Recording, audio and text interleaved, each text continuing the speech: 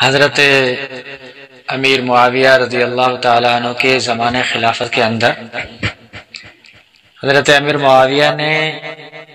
روم کے اوپر لشکر کشی کی اور ان کے اوپر حملہ کیا۔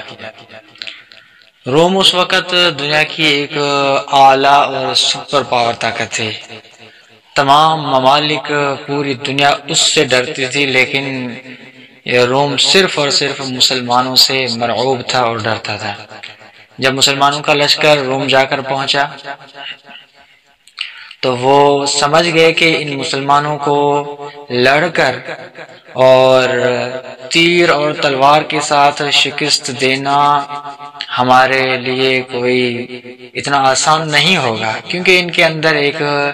ایمانی اور باطنی قوت ہے۔ جب تک وہ قوت ان کے ساتھ شامل حال رہی تب تک ہمارے لیے ان کے ساتھ لڑنا اور جنگ جیت لینا آسان نہیں ہے بلکہ ناممکن ہے۔ تو انہوں نے اب اس ایجنڈے پر ایک بڑی میٹنگ بلوائی کہ آخر مسلمانوں کو کس طرح، ظاہر بات ہے ایک لشکر آ گیا، اس کا سامنا تو کرنا ہے، اب کس طرح ان کا سامنا کیا جائے اور کس طرح ان کو شکست دی جائے۔ بہرحال کافی طویل و عریض، لمبی چوڑی ایک گفتگو ہوئی اور اس میں آخرکار اس نقطے پر آ کر اتفاق ہوا کہ یہ مسلمان لڑ کر شکست کھائیں یہ تو ہو نہیں سکتا، کیونکہ ان کے اندر ایمانی ایک جذبہ، ایک قوت موجود ہے۔ اسی وجہ سے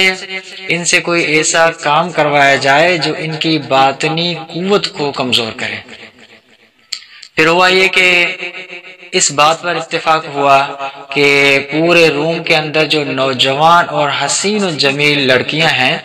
ان کو جمع کر کے ایک ٹریننگ دی جائے کہ مسلمانوں کو اپنے طرف متوجہ کر کے اپنے جسم کے اوپر پوری قدرت دے دیں تاکہ ان سے کوئی زنا کا فعل سرزد ہو جائے، گناہ کبیرہ کا ارتکاب ہو جائے۔ جب گناہ کبیرہ کا ارتکاب ہوگا تو خود بخود ان کی جو ایمانی قوت ہے وہ ضعیف اور کمزور ہو جائے گی، اور اس کے بعد پھر آہستہ آہستہ ان کا باطنی انحطاط شروع ہو جائے گا، اور اس کے بعد پھر ہم جیسے ہی ان کے اوپر تیر اور تلوار کی بوچھاڑ کریں گے تو فوراً وہ شکست فاش کھا کر اپنے ملک کو چلے جائیں گے۔ اور اسی نقطے پر ان کا ایک اتفاق ہو گیا۔ پھر پورے روم کے اندر جو حسین و جمیل اور اپنے حسن کے اندر کمال رکھنے والی جو لڑکیاں تھیں ان کو جمع کر کے ان کو ایک ٹریننگ بھی دی گئی کہ کس طرح مسلمانوں کو اپنی طرف متوجہ کیا جائے اور کھینچا جائے۔ ٹریننگ کے بعد پھر ان کو محاذات پر، سرحدات پر کھڑا کیا گیا، کچھ لڑکیاں ایک سرحد پر، کچھ دوسری سرحد پر، اس طرح تقسیم کر کے کھڑی کر دی گئی تاکہ مسلمان ہمارے سامنے صف آرا ہونے سے پہلے اپنی باطل قوت کو، باطل جو اس کی باطنی جو قوت ہے اس کو کھو چکے ہوں۔ تو بہرحال جب لڑکیوں کو وہاں پر محاذات پر، سرحدات پر کھڑا کیا گیا، کافی دن گزر گئے لیکن کوئی رزلٹ سامنے نہیں ہے۔ دوبارہ ایک میٹنگ بلوائی گئی اور اس میٹنگ کے اندر ان سے سوال کیا گیا، پوچھا گیا کہ کیا وجہ ہے اتنے دن گزر گئے، تمہیں اتنی ٹریننگ دی گئی، اتنا تمہارے اوپر خرچہ کیا گیا، اس کے باوجود کوئی رزلٹ سامنے نہیں آ سکا، اس کی وجہ کیا ہے؟ تو وہ لڑکیاں، وہ عورتیں کہنے لگی کہ خود ہم بھی اس بات پر حیران ہیں، ہم نے اپنے پورے حربے استعمال کیے ہیں، پوری کوشش کی ہے کسی طریقے سے ان سپاہیوں کو، ان فوجیوں کو اپنی طرف متوجہ کر کے اپنے جسم کے اوپر قدرت دے دیں، لیکن اتنے دن گزرنے کے بعد بھی کوئی ایک فوجی بھی ہماری طرف مڑ کر نہیں آیا، ہمیں دیکھتے تک نہیں کہ یہ ہمارے طرف جو متوجہ ہیں، جو ہمیں کچھ کہنا چاہ رہے ہیں، یہ انسان ہے یا کوئی دوسری مخلوق ہے جو یہاں پر ایسے چل رہی ہے۔ تو ان کی پاکیزگی دیکھ کر ہم اتنی حیران، اتنی پریشان ہیں، ہمیں سمجھ نہیں آتا کہ یہ دل رکھنے والے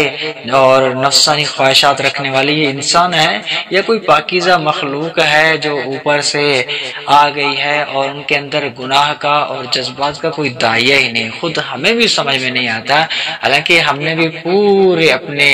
جو وسعت تھی، جو طاقت تھی، اس کے مطابق ہم نے پورے زور لگائے ہیں، لیکن ان مسلمانوں کے اندر ہماری طرف مائل ہونے کا کوئی داعیہ ہی نہیں پایا جاتا ہے۔ تو صحابہ کرام کی اتنی پاکیزگی تھی اور اتنا ان کے اندر باطنی قوت تھی کہ ظاہری گناہ کے اسباب کتنے بھی مہیا ہوں اور کتنے بھی سامنے ان کے